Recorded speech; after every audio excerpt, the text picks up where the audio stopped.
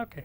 So far we have seen what we mean by vectors. We have seen vector spaces, and we have found we have seen the very useful concept of linear independence, which led us to the concepts of basis and dimensionality. Okay. And on the way we also looked at various ways of defining products of vectors. Okay. Now next thing we will consider general operators, and what we mean are operations on a vector. So we define something called operators. Okay. These are objects. So operators on a vector space. Okay. See, so these are operators, these are objects that act on a vector to give another vector. Okay, so this is a very general definition of an operator. It is in some cases the term operator is used to refer to operations on scalars that give vectors, but we will use this as the general starting point. For example, you could have an operator that acts on a vector v to give another vector v prime. Okay. So in general it does something to one vector and it gives you another vector. So you can think of it as you had v pointing in one direction. When you operate it by O, you get another vector v prime, which might point in some other direction, might have a different length also. Okay. And these can be defined for any vector space. Okay. So you can define operators for the space of functions, you can define operators for vectors in the coordinate space, and there is really no restriction for defining these operators. Let us take some examples of operators, so that the idea of what an operator is, it will become clear. Notice that the operator is not a member of the vector space. The operator is not a vector. Okay. Operator is some object that is not a member of the vector space, but it acts on a member of the vector space to give another member. Okay. So you should be very clear that operator does not belong to the vector space. Okay. Now let us look at some examples. Let us take the first example. An operator acts on a vector v, and you define this operator in the following way. It takes any vector v, and to that vector it adds a constant vector v 0. Okay. So this is an operator, it acts on every vector to give a new vector, and it is a valid operator. Okay. So if v was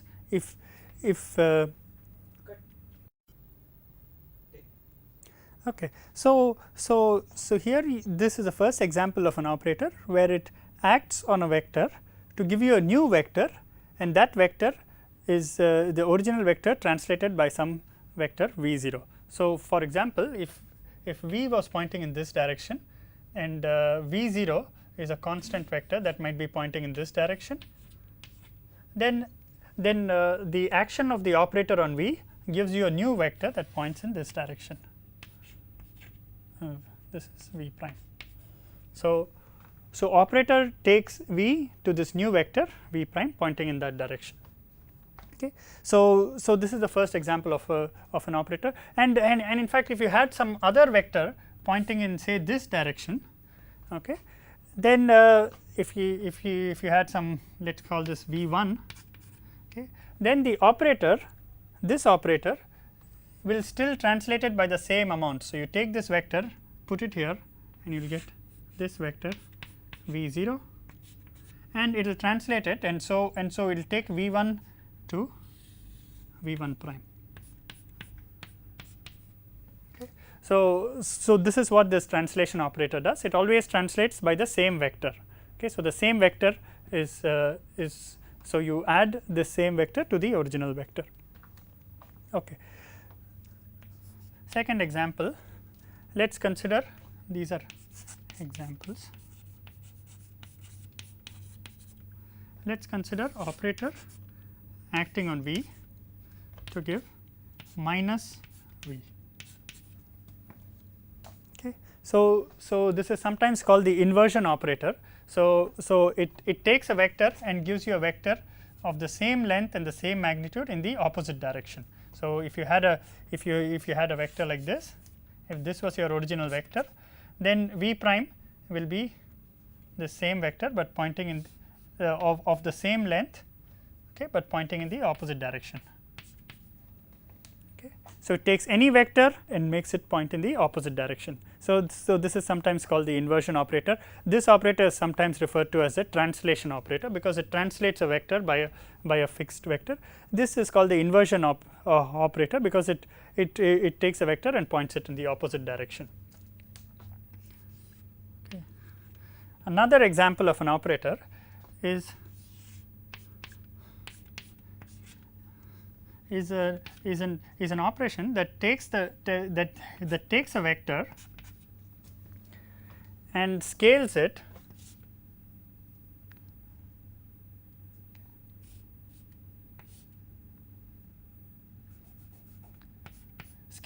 by its length, by the length of the vector.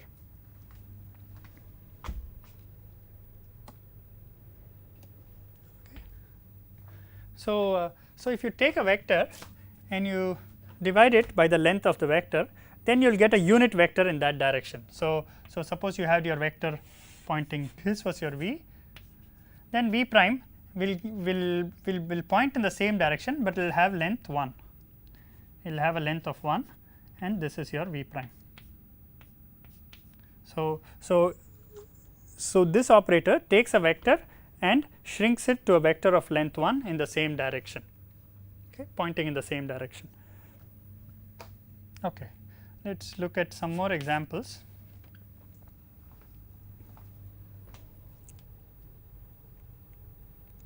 Okay. Now, this example we will not write the explicit form. In all these cases we wrote the explicit form. In the next example I will just mention it, I will just state it. We will look at the explicit form later in this course when we are dealing with rotations. Okay. So, here is an operator that acts on a vector, okay, and V prime, it gives you a vector V prime, okay, where V prime is V rotated by some angle about some axis.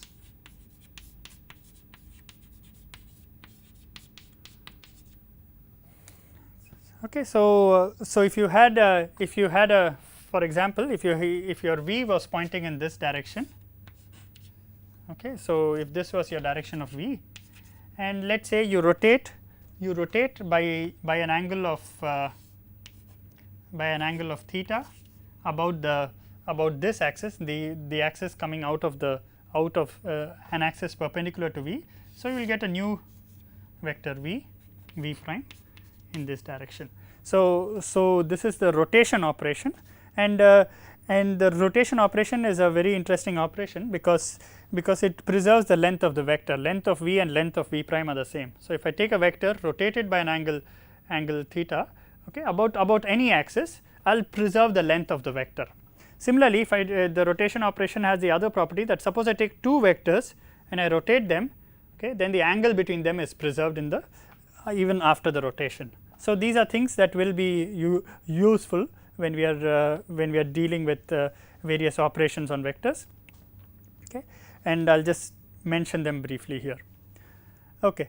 So far we have looked at operations on vectors, and though I have not mentioned it explicitly, so for in this case we have been looking at vectors which are of the form that you have seen before, which is basically vectors in 3-dimensional Cartesian space. Okay. But you can define similar operations even for vectors which are not of the 3-dimensional Cartesian space. So, you can define an operator. So, suppose you had the vector space which consisted of functions of a single variable. So, then you can define operator acting on f of x and it will give you some other function g of x, and one example of this is it could be df by dx, df of x by dx. So an operator acts on a function f of x to give you another function df of x by dx, or it could be or you could have an operator that acts on a function to give you a new function which is a square of this function. So you can define many such operations, and what I want to show you is that it is not just for vectors in 3-dimensional space. Operators can be defined for all kinds of vectors in all kinds of spaces. Okay. So we have looked at various examples of operators, and now we will just mention briefly that there are certain kinds of operators that have a special place in linear algebra, and these are called the linear operators.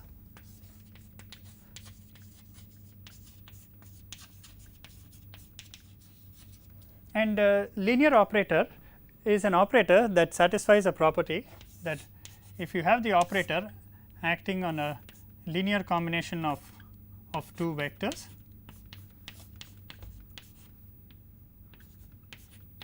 okay. So when this operator acts on a linear combination of two vectors, so lambda 1 and lambda 2 are scalars, v 1 and v 2 are vectors, then so since v 1 and v 2 are vectors, this sum is also a vector, okay, and this whole thing is a vector, and when this operator acts on this vector, the result is the same as lambda 1 times operator acting on v 1 plus lambda 2 times operator acting on v 2.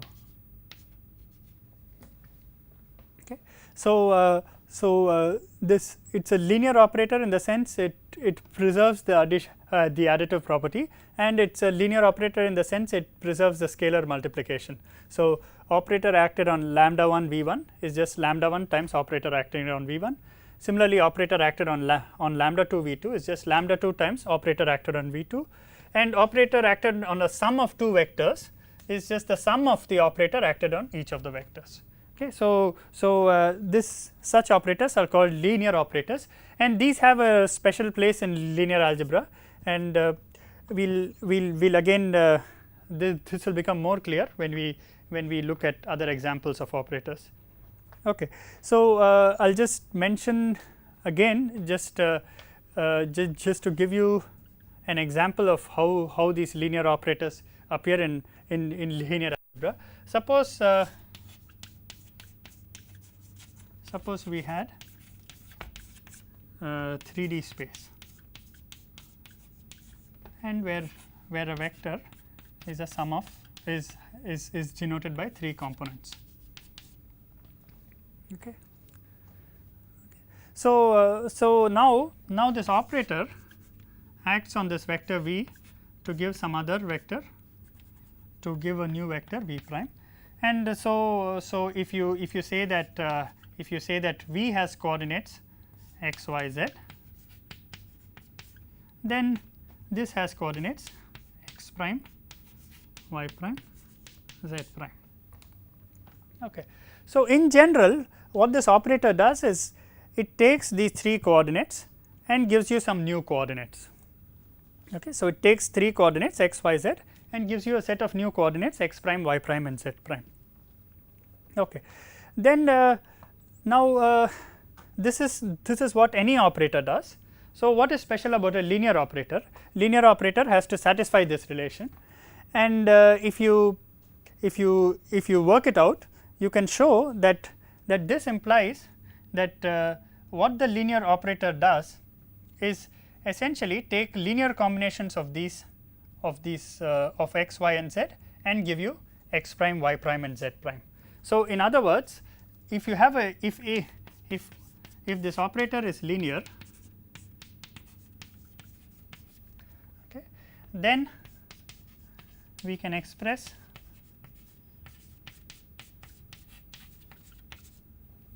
x prime as a linear combination of I will say alpha 1 x 1 plus alpha 2 x 2 plus alpha 3 x 3. Similarly, you can write y prime as maybe beta 1 x 1 plus beta 2 x Oh, okay, I meant to say x, y, and z. So it's not x1, x2, x3, it's x, y, z. Okay, so it's alpha 1 x plus alpha 2 y plus alpha 3 z. Similarly, y prime is written as beta 1 x plus beta 2 y plus beta 3 z, and z prime can be written as another linear combination. So, gamma 1 x gamma 2 y plus gamma 3 z, where all the alpha 1, alpha 2, alpha 3, beta 1, beta 2, beta 3, gamma 1, gamma 2, gamma 3 are all scalars. Okay. So, all the alphas, all the betas, and all the gammas are scalars. Okay. So, if the operator is linear, then you can show that all these x prime, y prime, and z prime can be written in this form, and you can also show the converse, that suppose I can write x prime, y prime, and z prime in this form, you can show that the operator is a linear operator. Okay. And that's again not very difficult to show. Okay. So, the point is this I mean this will be a trailer to what we will do in matrices. What we will do when we are doing matrices is that we will say that this x prime, y prime, and z prime are elements of a vector and a vector in matrix notation is denoted by a column matrix. Okay. And then this set of equations can be written in matrix form as alpha 1, alpha 2, alpha 3, beta 1, beta 2, 3, gamma 1, gamma 2, gamma 3 times x, y, z. Okay. And now what we here this representation, we identify this as a matrix, and so this operator, your operator O, can be represented like a matrix. So, the most general linear operator, so any linear operator can be expressed as a matrix. Okay. The dimensionality of the matrix depends on the dimensionality of the vector space you are considering. So, since we considered 3-dimensional space, the dimensionality of the matrix is 3 by 3. So, the point is any operator can be represented as a matrix, any linear operator. Okay. And this is something that we will use repeatedly whenever we are studying various kinds of operators. So, there is now I had briefly mentioned the operation where you rotate one vector to get a new vector. So, you take a vector and rotate about some coordinate and to get a new vector. So, for example, if you have 3-dimensional space where you have x, y, and z coordinates. Now, if I had a vector that had coordinates x, y, z, I can consider an operation where I rotate about the z axis by angle theta. So, what I will get is I will get a new vector. Okay, the coordinates of that vector are x prime, y prime, z prime. Okay. So, and you are rotating by angle theta. Okay. And if you have this operator, then a good exercise would be to try to calculate what are the matrix elements of this rotation matrix. So, so the rotation operator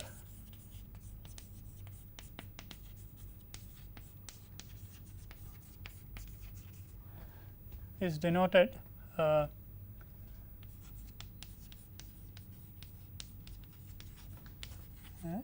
r z theta. So, we are rotating about the z axis by an angle theta. So, therefore, I am using the symbol r z theta. Okay.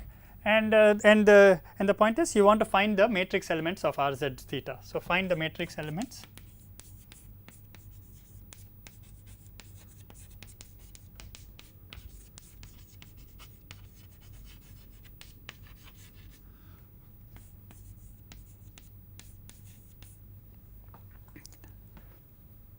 Okay. So, what we need to do is we need to find x prime, y prime, and z prime, in terms of the original x, y and z. In terms of the original x, y and z, we need to find out what is x prime, what is y prime and what is z prime. Okay. Now, in order to do this, we need some basic coordinate geometry, okay, and we need to know how to calculate this vector where you rotate it about the z axis by angle theta. So we need to find the x and y components of this vector. Okay. Now the first thing you will say is that if I rotate about the z axis, the z component will not change, and this is something that is intuitively obvious since the z component is nothing but the length along the z axis. Now, since you are keeping the z axis the same and you are just rotating the vector about the z axis, so the projection onto the z axis will not change, and therefore z prime will just be equal to z. So in other words, you can write this as 0 times x plus 0 times y plus z, 1 times z. Okay. So this is something that is that is always true whenever you rotate about one axis, that coordinate is not changed. Okay. So the next thing is to find out x prime and y prime in terms of x and y. So in order to do that, let's just look at a two-dimensional vector. So if you have the x axis, the y axis, and you have a two-dimensional vector. So this vector has two components. This is the x component, this is the y component. This is a vector x y. Okay. Now you rotate it by an angle theta. Okay. So if you rotate it by an angle theta, then what you get, this is your x prime component, this is your y prime. Okay. So you get a new vector x prime y prime.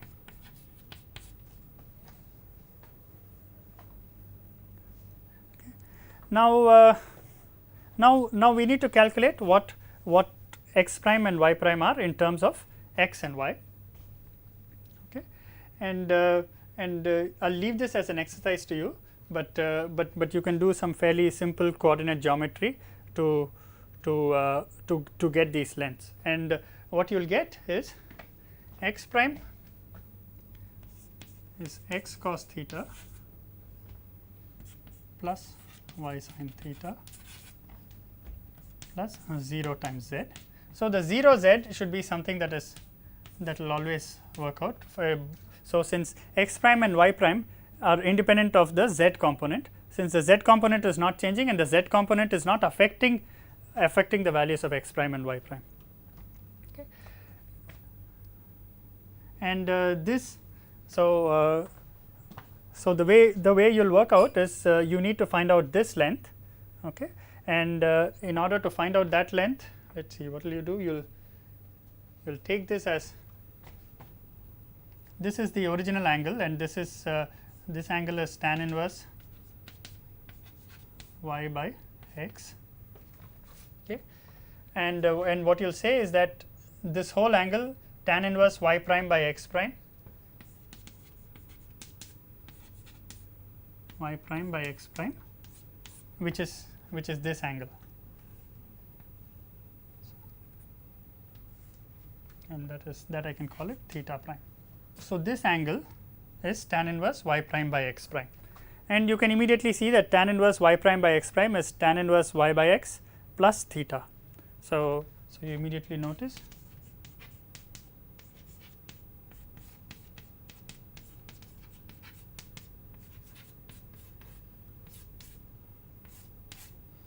plus theta.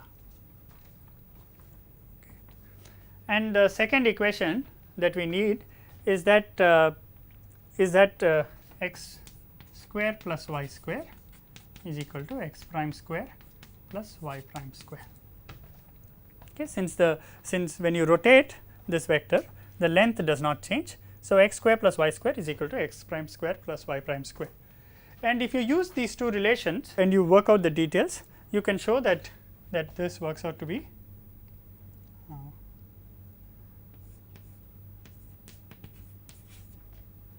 sin theta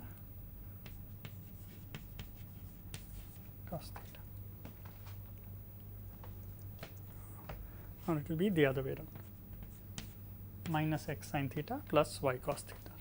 Okay. So, so now you can define your you can see that your RZ as a function of theta is given by a matrix cos theta sin theta 0 minus sin theta cos theta 0 and 0 0 1.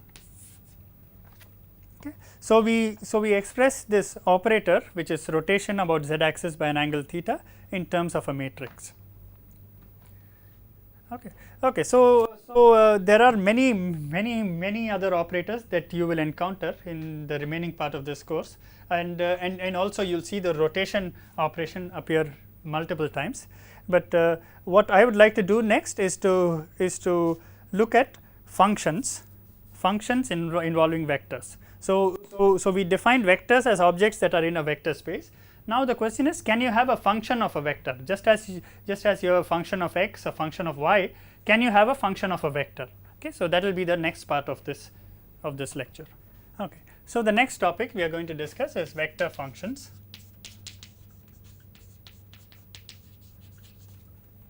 Okay. So now can you have a function of a vector? So can we have a function of a vector? Okay. Now there are many ways to look at this, and I'll restrict for now, restrict to three-dimensional vector space. Okay. So that is represented by a vector has 3 components x, y and z. Okay. So V has these 3 components.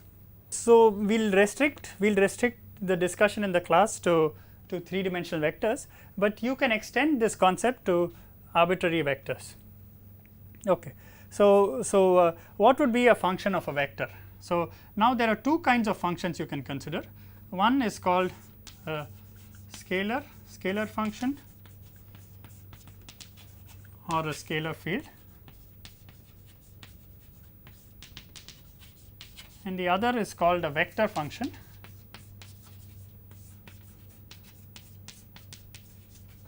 or a vector field.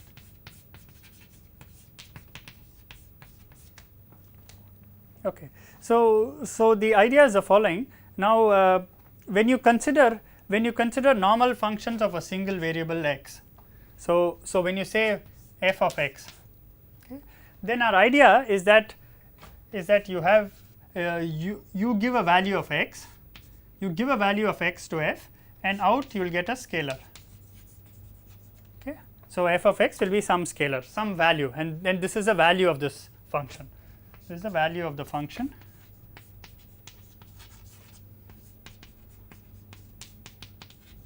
at x. Okay. So that is the idea. Now here, instead of feeding a scalar, you are going to feed a vector. Okay. And so when you feed a vector to a function, there are 2 kinds of functions: those functions that will give you a scalar and those functions that will give you a vector. The functions that give you a scalar are called scalar fields. So a scalar field takes a vector and gives me a scalar, okay. Whereas a vector field will take a vector and give me another vector. Okay. So it's a function of a vector which itself is a vector. Okay. So now there are 2 questions that remain. What do you mean by a function of a vector? Okay. What do you mean by a function of a vector? And to answer this, you just look at this representation of the vector. So vector is just 3 components x, y, z.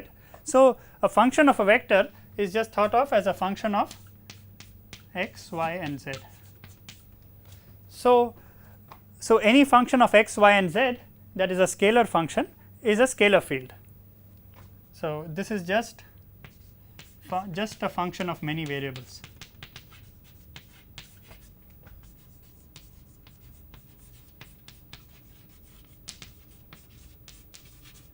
Okay. So any function of many variables you can call it a scalar field. So scalar field is just a function of many variables, and these variables correspond to the components of the vector. And now the definition of vector functions should also be obvious. So vector functions is the function of a vector. So that means it's a function of x, y, z. It's a function of x, y, z. But instead of getting a scalar, what you get is a vector. So the function itself has 3 components. So the function has 3 components. You can write the x component, it has a y component, and it has a z component. Okay.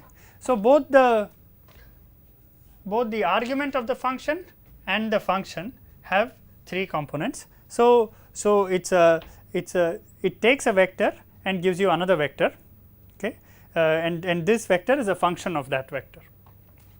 Okay. So these are the 2 kinds of functions that we'll look at. Now let's look at some examples of scalar fields and vector fields.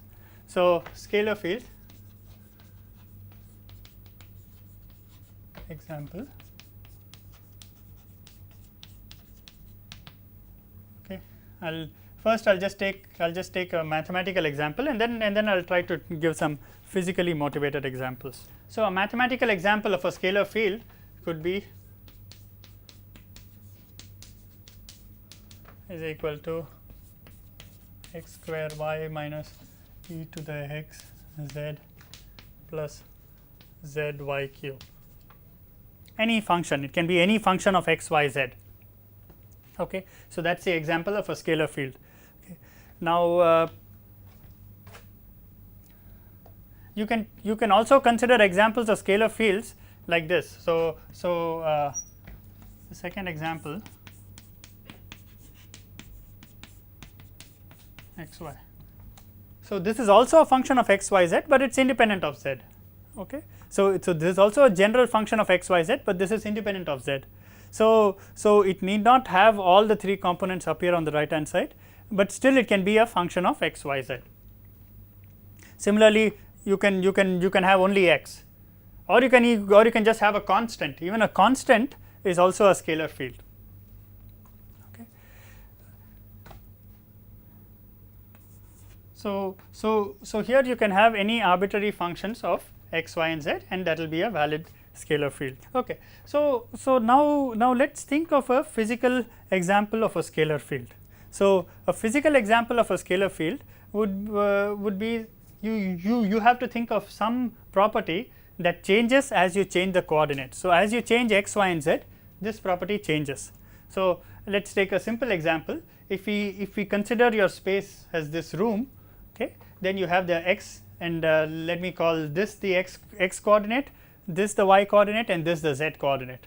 Okay. So you have the space here, and at any point here, any point corresponds to some coordinate x, y, z. So you have a point here, you have a point here, you have a point here, all these correspond to different values of x, y, z.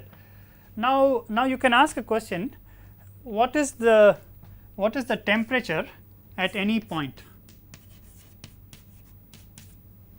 Okay. The temperature here will be different, and the temperature here may be different in general.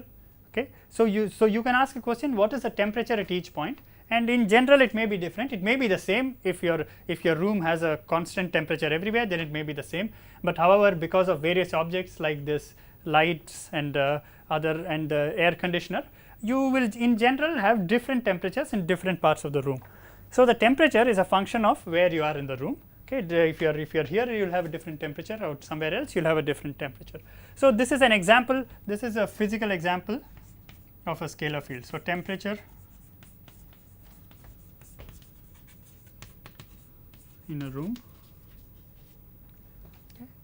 You can easily construct many more examples. I mean, I don't need to consider this room. I can just I can consider a container of water, and I can look at the temperature in different parts of the container. That would also be an example of a scalar field. Okay. You can look at other objects. You can ask what is the density of air at different parts in the room, and in general they may be different because there are small circulations due to the air conditioners, the fans and other objects, and so the density in different parts may be slightly different, and that is an example of a scalar field. So, the important thing is that what you have is a scalar. So, temperature is a scalar, and so if you ask what is the temperature in different regions, you will get a scalar field. Okay. Next we consider examples of vector fields.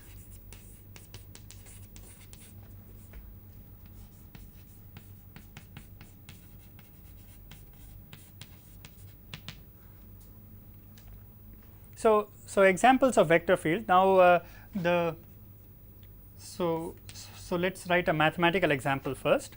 So we will say f vector, which is a function of x, y, z, has 3 components, and the 3 components might be x, y, z I plus e to the 12 x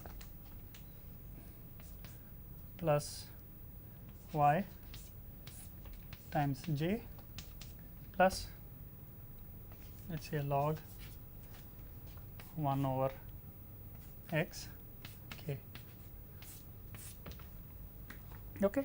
So, now notice, and I will put this in bracket, notice that each of the components is a function of x, y, z, and so each of the components is a function of x, y, z, and this is an example of a scalar field. So, this is a mathematical example of a scalar field.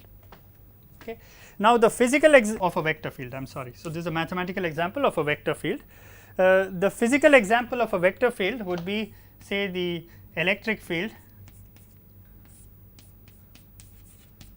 So, you can ask in this room what is the electric field at every point, and electric field is a vector. So, it will point in some direction. So, maybe if you are close to the light, the electric field will point in one direction.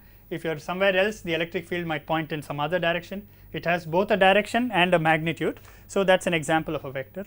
Similarly, the magnetic field is another example of a vector field, and in general there are many more examples that you can construct of scalar fields and vector fields. Okay. And these are objects that you see in everyday life. Okay.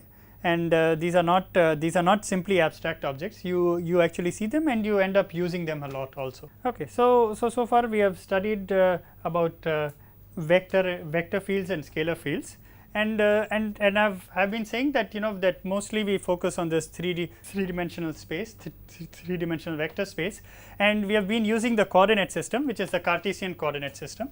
But you may be familiar that with other coordinate systems that we can use to define the same space. So, the same 3-dimensional space can be expressed in other coordinates, and we look at 2 coordinates. One is spherical polar coordinates,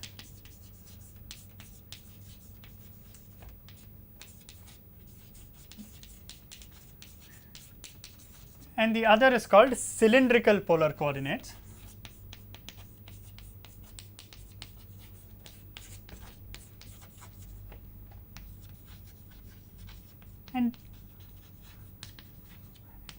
And both these coordinates are very widely used, and so what I will do here is I will just give you the definitions of both these coordinate systems, and just give you a hint on how you work out examples in these coordinate systems. Okay. So the idea is, instead of describing your vector in terms of these 3 coordinates x, y, z, you define your vector by 3 other coordinates r, theta, phi.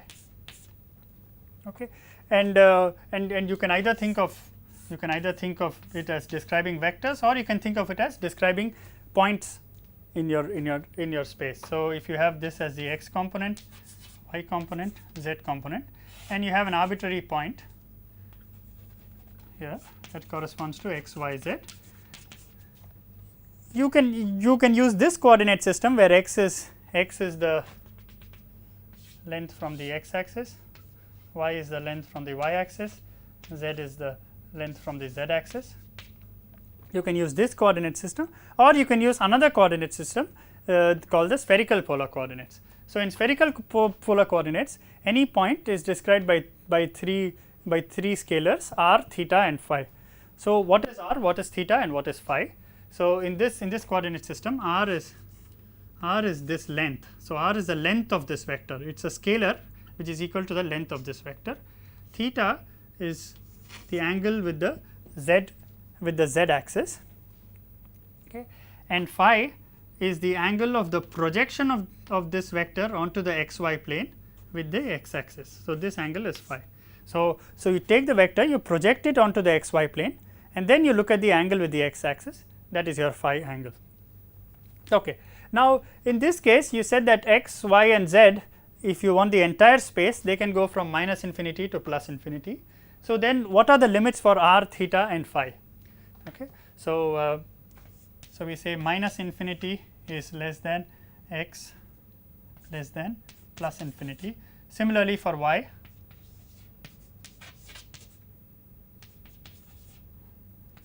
similarly for z. Now, what about r, theta, phi? What are the limits for r, theta and phi? Now, r is a distance. Okay. So, wherever the point is, the distance will always be a positive number. So, your distance can be any positive number, 0 less than equal to r less than infinity, where if your point is at the origin, then the distance from the origin is 0. Okay. So, r is the distance from the origin,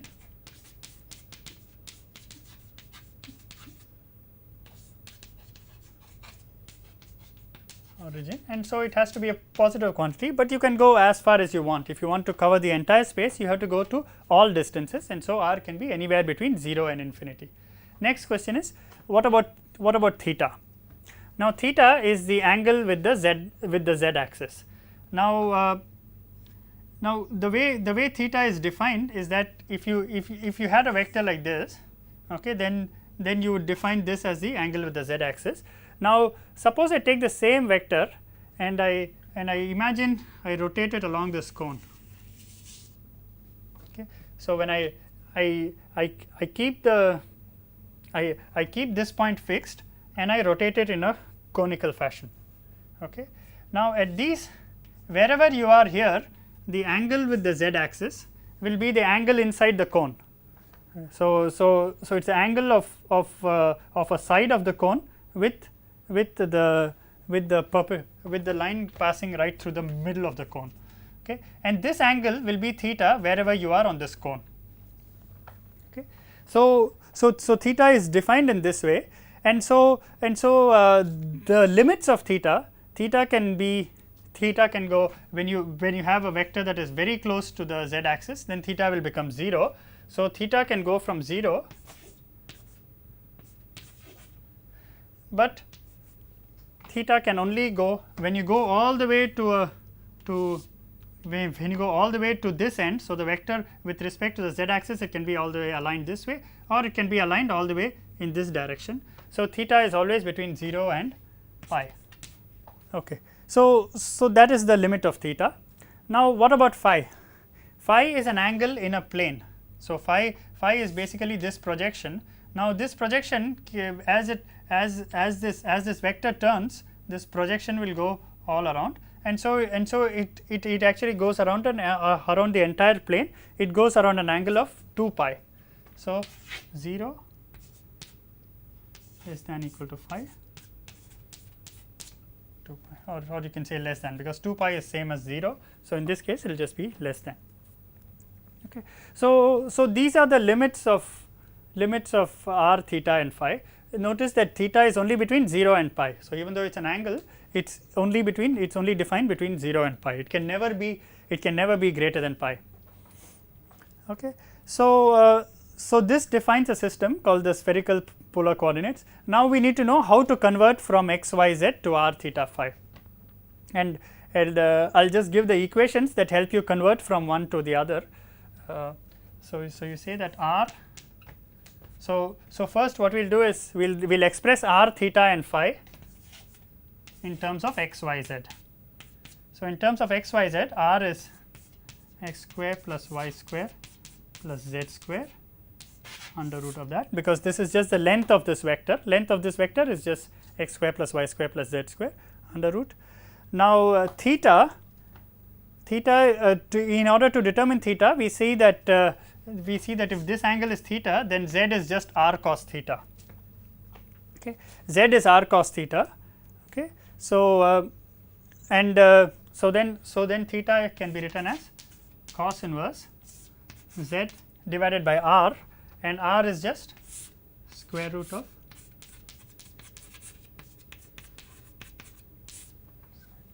okay.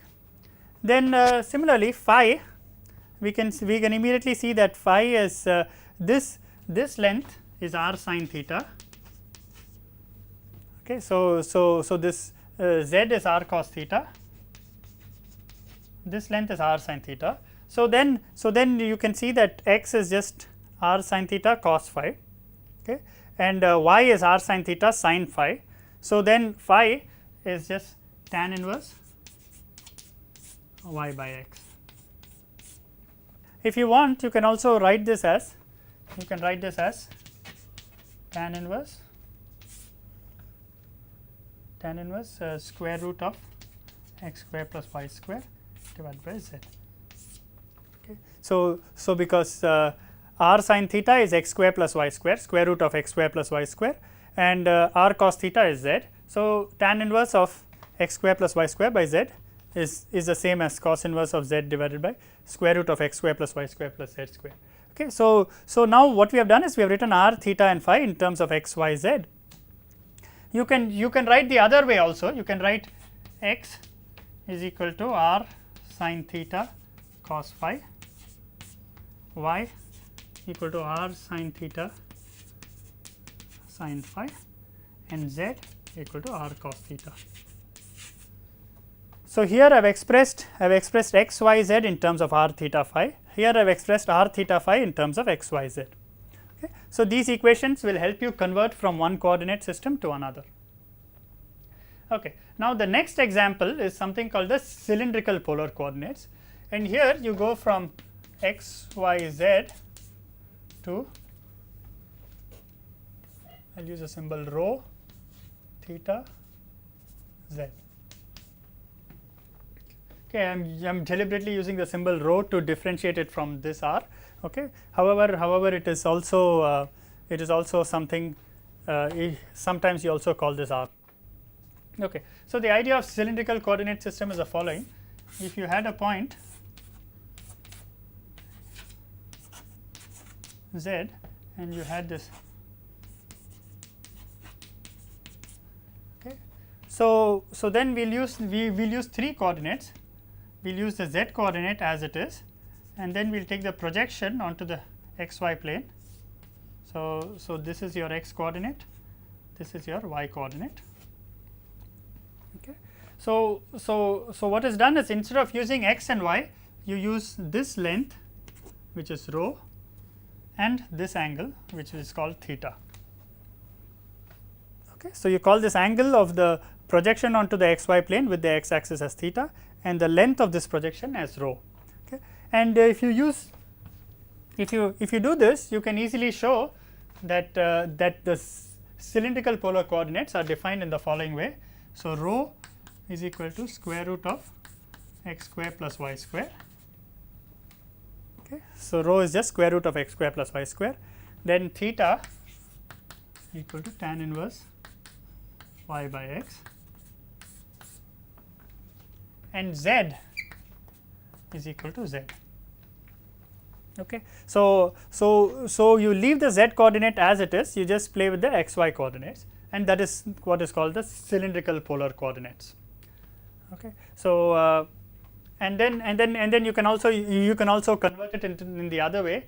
You can write x is equal to rho cos theta, y is equal to rho sin theta, and z equal to z.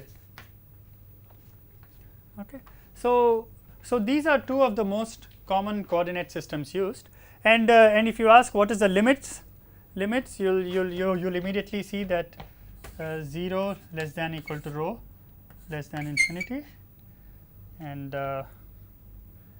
as far as theta goes, theta will vary between 0 less than equal to 0 less than 2 pi, and as far as z goes, z still has the same limits, minus infinity less than z, less than infinity, plus infinity. Okay. So, so this completes the specification of the coordinate system, and both these coordinate systems are very widely used in all aspects of chemistry. In fact, it is found that when you want to solve the quantum mechanical the time independent Schrodinger equation for the hydrogen atom, it is found that this coordinate system is the most useful. Okay. Whenever you are dealing with angular momentum in 3 dimensions, it is this coordinate system that is most useful to solve that. Okay. So however, if you are looking at diatomic molecules, sometimes this coordinate system turns out to be fairly useful. Okay. So these are 2 different coordinate systems, and you can immediately see that if I look at a function of x, y, z, I can alternatively write it as a function of r theta phi, or I can write it as a function of rho theta z. Okay. So functions of x, y, z will map onto functions of r theta phi or rho theta z. Okay. So in the next class, what I want to do is to look at what is called as differentiation operators on vectors. Okay. So we'll start that in the next class, where we try to take various scalar fields and vector fields and try to differentiate them with respect to a vector. Okay. So that will be the topic of the next class. Thank you.